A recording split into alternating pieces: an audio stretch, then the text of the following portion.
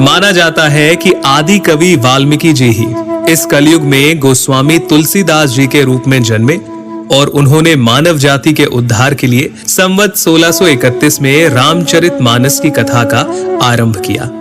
गोस्वामी जी स्वयं कहते हैं कि 4 वेद, 18 पुराण और सभी शास्त्रों को पढ़ने का फल आपको रामचरितमानस से मिल जाता है।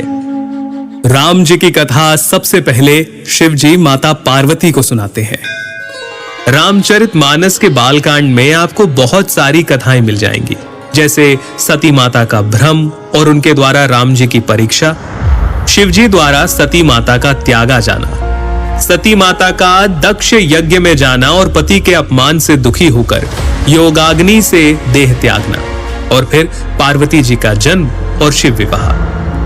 परंतु राम जी के अवतार लेने के 2 मुख्य कारण रामचरितमानस में आप जान पाएंगे। पहला, मनु और शत्रुपा का 10,000 वर्षों तक का कठिन तप, जहां वो प्रभु से कहते हैं कि हमें आप जैसा पुत्र प्राप्त हो, जिसके उत्तर में करुणा निधान भगवान कहते हैं, ऐसा ही हो हे राजन, मैं अपना समान कहां जाकर खोजूं? अतः स्वयं ही आकर तुम्हारा पुत्र बनूंगा। और दूसरा कारण नारद मुनि का भगवान विष्णु को दिया गया श्राप। तुमने मुझे ठगा है, अतः अपने किए का फल अवश्य पाओगे। तुमने हमारा रूप बंदर सा बना दिया, अब बंदर ही तुम्हारी सहायता करेंगे। तुमने मेरा बड़ा आहित किया है, इसलिए तुम्हें भी स्त्री वियोग में दुखोगे।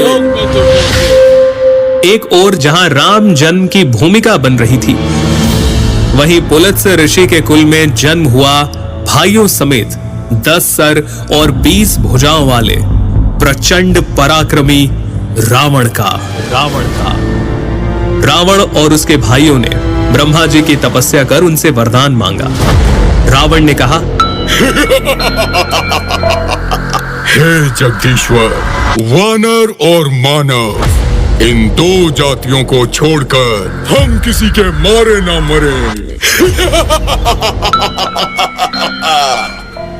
और कुंभकर्ण सरस्वती जी के प्रभाव के चलते इंद्रासन के स्थान पर निद्रासन का वर मांग बैठे, और विभीषण ने प्रभु चरणों में निष्काम प्रेम का वरदान मांगा।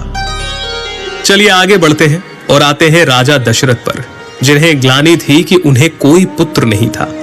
गुरु वशिष्ठ के कहे अनुसार महाराज दशरथ ने ऋषि श्रृंगी को बुलाकर पुत्र कामेष्ठी यज्ञ किया